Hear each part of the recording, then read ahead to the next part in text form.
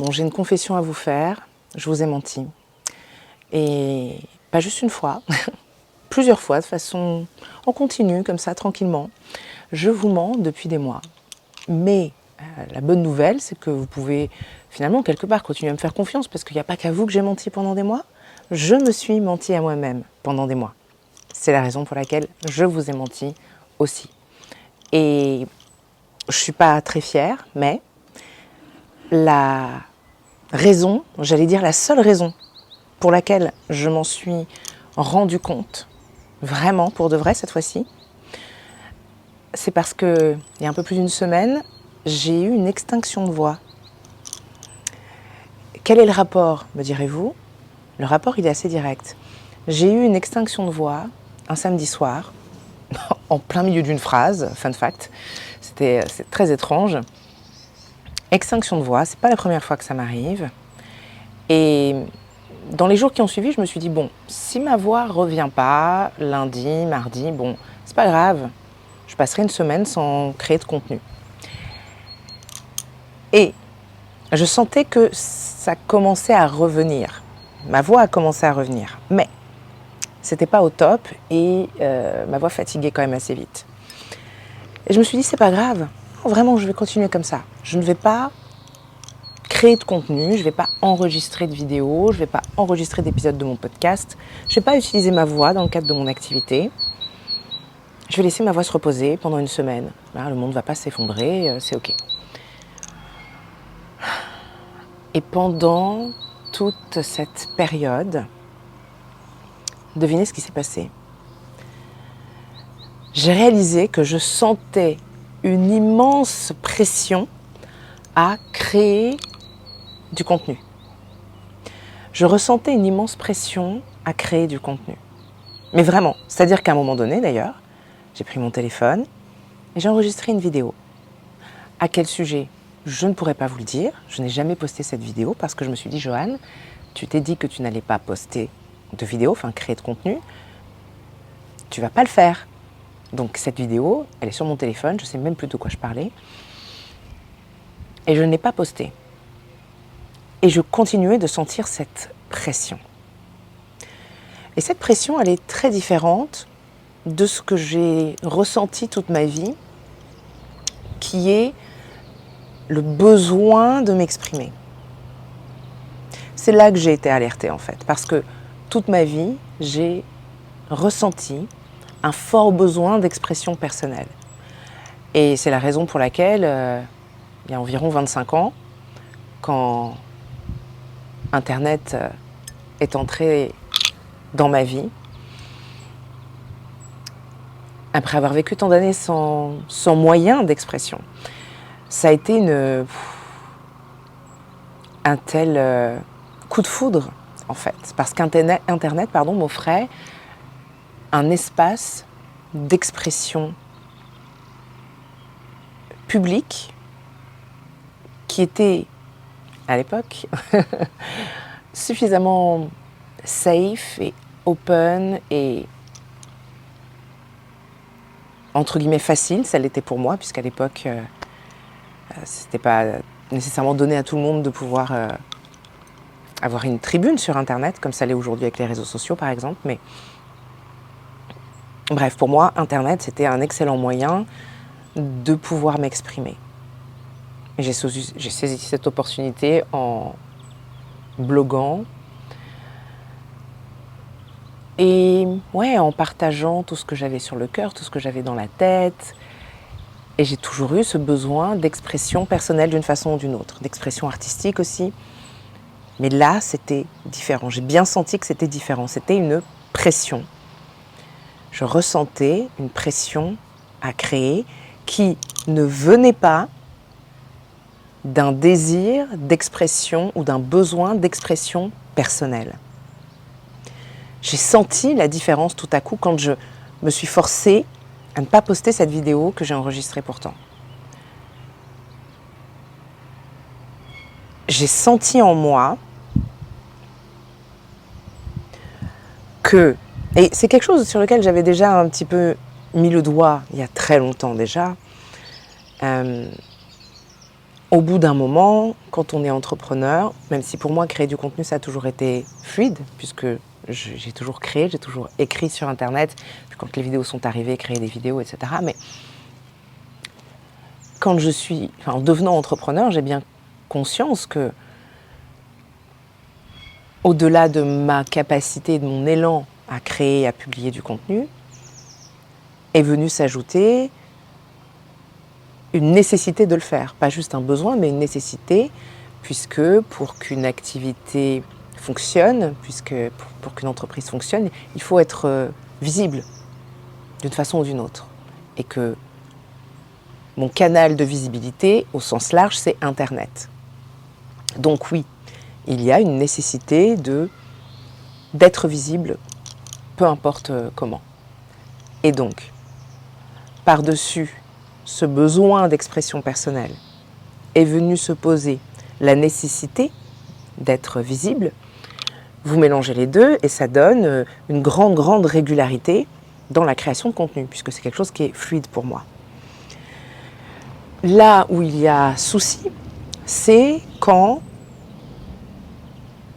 on se retrouve, enfin je dis on, je vais dire je plutôt. Recalibration en direct. Je dis je. La difficulté pour moi, c'est quand je me retrouve à créer, non pas poussée par l'impulsion d'expression personnelle, sachant que dans l'expression personnelle, il y a forcément le besoin, donc ce besoin d'expression personnelle, c'est aussi ce besoin de partager mon message, de partager ce qui me tient à cœur, de partager ce qui est important pour moi. Et j'ai conçu toute mon activité, tout mon métier autour de choses qui sont importantes pour moi, cruciales pour moi. Donc c'est aligné à la base. Mais il s'est passé quelque chose il y a quelques années. Il s'est passé beaucoup de choses en fait, même il y a quelques années. Bien sûr, je suis devenue maman et ça a eu un impact sur ma régularité, un petit peu, mais pas tant que ça finalement, ou en tout cas sur ma capacité à communiquer, mes modes de communication.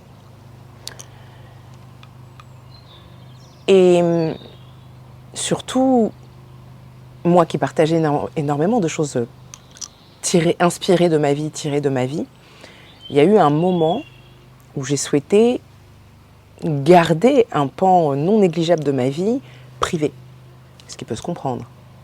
Donc le pan qui tourne autour de ma fille, finalement. Et forcément, du coup, ça a eu un impact sur ce que je me suis mise à créer. Et puis des tas d'autres choses se sont produites ces dernières années. Vous êtes au courant, entre Covid, entre l'évolution des plateformes, des réseaux sociaux, etc. Tant de choses. Puis il y a eu d'autres choses aussi, très personnelles, sur lesquelles je reviendrai plus tard, mais pas aujourd'hui, qui se sont produites dans ma vie et qui n'ont fait que renforcer ce besoin de cacher ou protéger une part importante de ce que j'aurais été plus encline à partager par le passé. Donc, quand j'ai eu mon extinction de voix, je me suis rendu compte que ce que je m'apprêtais à partager et la façon dont j'allais le partager, alors que je m'étais dit « Ouais, fais une pause, tu te fais une semaine de vacances de création de contenu, quoi. » Tout ça n'était pas lié, finalement, à mon message profond. Puisque ce n'était pas lié à un besoin d'expression personnelle, ce n'était pas lié à mon message, ce n'était pas lié au cœur de mon métier, à tout ce qui me fait vibrer et à tout ce qui fait que je fais ce que je fais aujourd'hui. C'était une sensation de pression, une sensation de nécessité. Je dois, il faut que. Ce ne sont pas des mots que je m'entends me dire à haute voix ou dans ma tête concernant mon activité, ma communication, etc. Mais ce que j'ai beaucoup pris ces dernières années, et je le vois aujourd'hui avec clarté, ces derniers mois, peut-être années. Il y a eu des tas de moments où ce que j'ai créé, ce que j'ai partagé, ce que j'ai offert au monde était plus lié à cette nécessité d'être visible qu'à, encore une fois, ce besoin d'expression, le cœur de mon message, le cœur de ma mission, etc. Est-ce que ça veut dire que ce que je vous ai partagé était complètement inauthentique? Non. Ça veut dire que, simplement, j'étais pas 100% authentique, en tout cas dans la forme, et que j'étais pas 100% alignée. Je me suis pas nécessairement mise, enfin je sais pas, je suis pas venue vous parler de crypto, ou que sais-je, ou de choses qui auraient été complètement désalignées, non plus complètement inauthentiques par rapport à qui je suis. Mais, à un moment donné, j'ai clairement perdu mon alignement et je ne m'en suis pas rendu compte. Et c'est ça dont je suis pas particulièrement fière, parce que je suis très douée pour voir cet alignement et favoriser l'alignement chez mes clientes. Et là, j'ai rien vu pour moi. J'ai rien vu pour moi parce que j'étais tellement concentrée sur justement être les mains dans le cambouis et chercher à protéger une part de moi, une part de ma vie, et à vivre des choses aussi très spéciales ces dernières années. Je partageais sur Instagram il y a peu de temps que j'avais le sentiment de sortir d'un long tunnel qui durait depuis au moins 2-3 ans. Et ça a été une véritable initiation. C'est encore en cours, mais cette fois-ci, je suis du côté de la lumière. Donc, quand on vit toutes ces choses-là, ou en tout cas, je vais redire je me recalibre en direct, quand je vis toutes ces choses-là, ce genre de choses, et que je cherche à protéger des parts de moi, en pensant que je les protège, en réalité, je les cache. Vous saisissez la différence? Quand on communique, on n'est pas obligé de se livrer en pâture comme ça et de se mettre en position ultra vulnérable aux attaques, quelles qu'elles soient. On peut être très authentique, très aligné, très ouverte et partager des choses très profondes tout en se protégeant. Et j'avais le sentiment de me protéger quand en réalité, je me cachais partiellement. Et il m'a fallu cette extinction de voix. Petit clin d'œil à toutes celles qui sont branchées astrologie. On m'a fait habilement remarquer que rétrograde de Mercure, tout ça, extinction de voix, tout ça n'arrivait pas, probablement pas par hasard. Et c'est tombé exactement au bon moment. D'ailleurs, j'ai toujours dit que ce que j'aimais bien faire pendant le rétrograde de Mercure, souvent, c'était de prendre du recul et de partir un petit peu en retraite, en retrait intérieurement pour recalibrer, réévaluer des choses, prendre le temps un peu plus. Et là, puisque j'avais cette pression qui ne m'aurait pas permis de le faire, tout ça, l'univers, dans sa grande bonté, a décidé que le rhume que ma fille m'a filé allait mener à une extinction de voix. Et que c'était ça dont j'avais besoin pour m'obliger à faire une pause et voir la vérité en face. Et je me suis vue et j'ai vu la vérité en face. Beaucoup de choses que j'ai créées ces dernières années, ces derniers mois à minima, probablement années, je ne suis pas allée analyser tout dans le détail. Beaucoup de choses, probablement la majorité, ont été créées et offertes au monde parce que j'ai ressenti cette pression, que j'ai confondue avec mon impulsion habituelle, tout bêtement. On peut faire le métier que je fais depuis tant d'années, être vraiment une experte de la communication, de l'expression personnelle, de ce que c'est que d'être aligné, d'oser être pleinement soi-même et avoir toujours des moments où, voilà, il y a des zones d'ombre qui ne vont pas dans la lumière. Il y a des moments où on va être quand même désaligné. Il y a des moments où on ne va pas être pleinement nous-mêmes. Il y a des moments où on ne va pas être 100% authentique. C'est OK. Et il n'est jamais trop tard pour s'en rendre compte. Donc, j'ai pris la décision et pris l'engagement envers moi-même de changer les choses. Et ça va venir avec un certain nombre de publications, de partages que je vais vous faire prochainement, qui vont probablement vous permettre d'être, de mieux comprendre à la fois ma position et ce qui s'est joué pour moi en coulisses, mais aussi, par effet miroir, peut-être que ça vous permettra aussi de mieux, plus facilement mettre le doigt sur ces moments de désalignement, ces moments de perte d'authenticité, ces moments où la pression vous pousse à faire des choses qui ne sont pas alignées. Encore une fois, les sujets étaient OK, mais j'ai pris beaucoup de décisions et j'ai fait beaucoup de choses que j'aurais pas faites en temps normal.